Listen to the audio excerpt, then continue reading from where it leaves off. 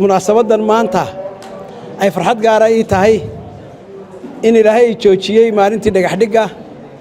maalintii furutaankana Ilaahay igu simay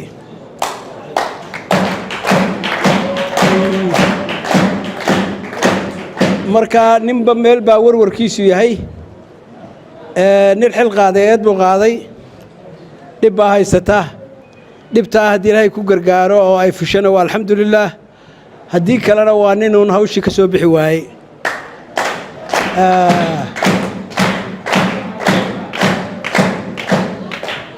maydh dekeddaa laga sameeyey maanta waxay soo martay maraaxil fara badan oo qiyaas aan u malaynayo inaanay ka yarayn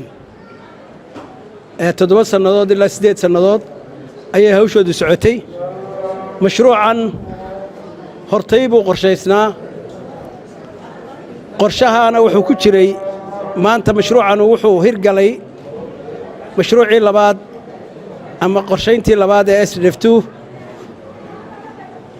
ayuu ku hirgalay SDF1na wuu ku jiray SDF1ta uu ku jiray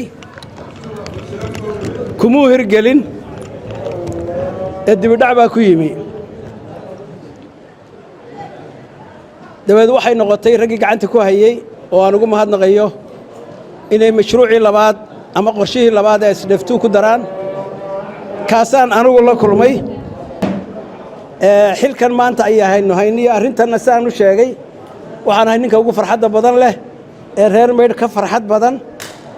ee dawladda u qaabilsanaa hawshan ee Ilaahay ku guuleeyey ayaan ahay xilkan waxa kalaan idinku bushaaraynayaa SDF inay gacanta ku hayso naqshad ballaadhin dekeddana lafteeda oo inta lagaga hadhayn injineer Cabdiraxmaan tuimaka igala hadlayay weeye